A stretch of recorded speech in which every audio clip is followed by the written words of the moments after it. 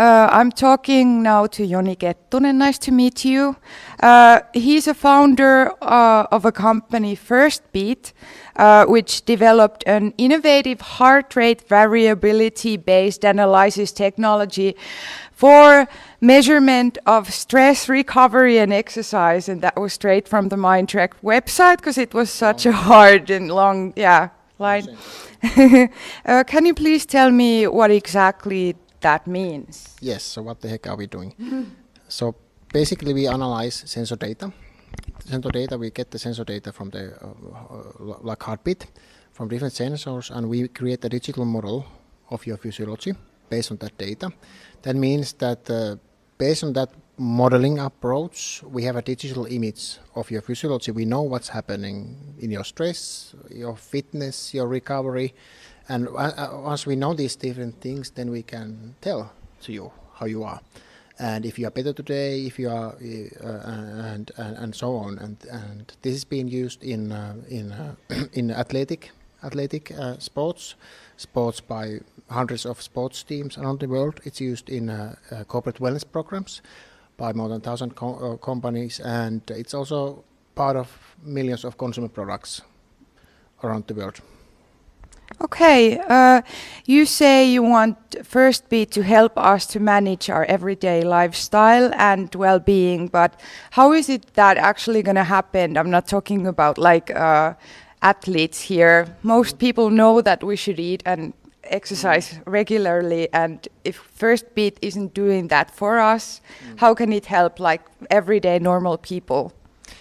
Yes, we are not doing it for you, but we will tell what is the right kind of exercise for you. We will measure your exercise, and we will tell, did it have an effect on your health? Did it improve your fitness, whether that's good for yourself? We will tell you in a way that you understand if you are a bit too stressed, or maybe you party too much, or too less. And so once you know this, and it's been linked to your lifestyle, you understand what are the consequences for good or bad of the lifestyle and well-being. So we help to create understanding from the data, and the understanding helps you to make actions and changes to your lifestyle. And once you make those, you will feel maybe better. Hopefully. But do you find any problem with normal people that, like, for example, me, I find it kind of wrong to know everything that's going on in my body, or I find it almost like going to a doctor. Like, I don't want to know, like, this is wrong with me and this is wrong with me. Do you find that a problem? No, we don't find it a problem. So people are generally interested in their well-being and how they are and how they live, and it's also how we provide the information and feedback.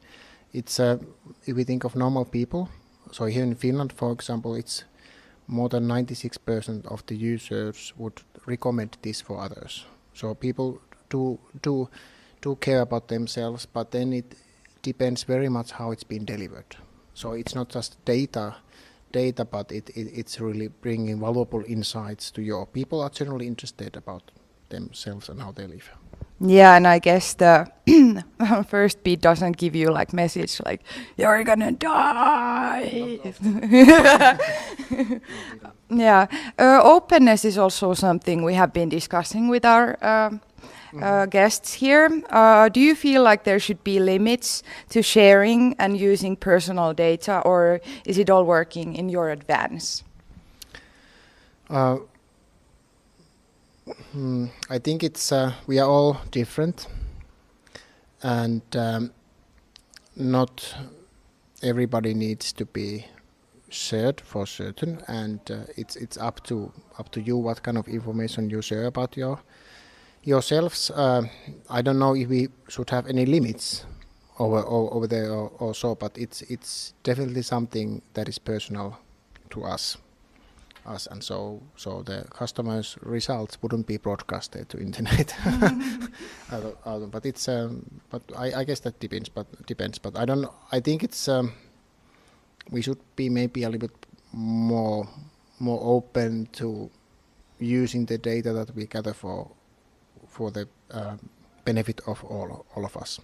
Yeah, that was just my next question. Are you thinking about opening the data or some of the code of FirstBeat to third-party developers, or like that they can also get something out of it?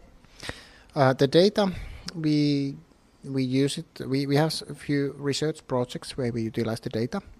And those are being used to establish norms and different patterns in for example, for Finnish working life, and because it has there's quite a lot of data there, and in terms of the, let's say, our technology and algorithms, so we do our technology is part of many consumer products, so we provide that, and how it's been made, and research validations are important part. It's part of openness. So research and validations are a very important part of our company and our processes. But number one reason there, it's not like openness or publicity, but it's really that they need to work to make them. So they need to be valid to be influential. But also we share a lot of insights on how they work and so on, because we try to be as open as possible. But the openness wouldn't be the publishing our algorithms or something on open format. So that's probably not the way that we will be doing that. Okay, you've also studied behavioral medicine. So how much can you say about people's physiology or stress levels without measuring them? Like, for example, me, what would you say about my stress level right now? Well, I think you are a little bit excited, a little bit tense in a positive way. So to keep going this interview. Yes. So that's okay. Okay. Do you know if there's going to be a cure for acting awkward, or can that, like, your FirstBeat help somehow with these situations? Maybe, yes. We can help to understand yourself a little bit better, and we are all different, so we can help to understand what is good for you and what helps you to manage better. So to some extent, yes. Thank you so much. I hope this wasn't too awkward for you. And what would you say to people who are now interested in FirstBeat, how to get in touch with you? Firstbeat.com. Excellent. Thank you. Okay. Kiitos.